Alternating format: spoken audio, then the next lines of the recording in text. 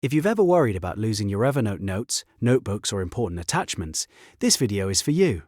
Today I'm going to show you exactly how to back up Evernote the right way, using the desktop app so you can save your notes safely and keep a copy on your computer or external drive. This is especially helpful if you're organizing old notes, preparing to switch devices, or simply want peace of mind knowing your information is backed up. If you find this tutorial helpful, make sure to hit the like button and subscribe for more simple tech guides. Alright, let's get into it. The first thing you need to know is that Evernote backups cannot be done from the web version or the mobile app. You must use the Evernote desktop application. So go ahead and open Evernote on your Windows or Mac computer. Once you're in the desktop app, take a look at the left-hand panel where your notes and notebooks are listed. This is where you'll decide what you want to back up. You have two main options here. You can back up an entire notebook, which is the easiest option if you want to save everything inside one folder. Or, if you only need specific notes, you can select individual notes instead. Just keep in mind that Evernote allows you to select up to 100 individual notes at one time, so if you have a lot more than that, it may be better to export notebook by notebook. To back up a notebook, right-click on the notebook you want to save. If you want to back up notes instead, select the notes you need from your notes list. Then right-click on them. After that, choose the Export option. Depending on what you selected, you may see Export or Export Notebook. Either way, this is the step that starts the backup process. Now Evernote will ask you to choose a file format. This part is important because the format determines how your backup can be used later. If you plan to import the notes back into Evernote in the future, choose ENEX format, which uses the .enex file type.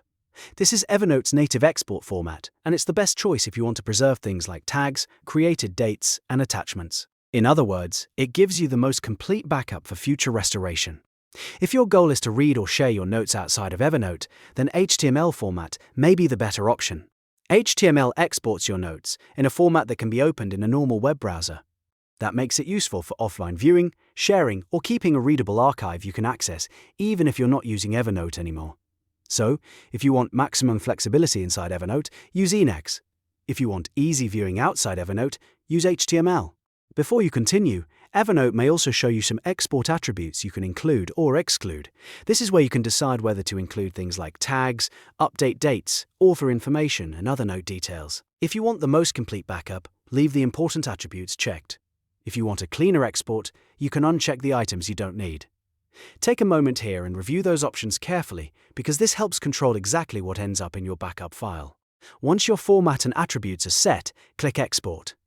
Next, Evernote will ask you where you want to save the file.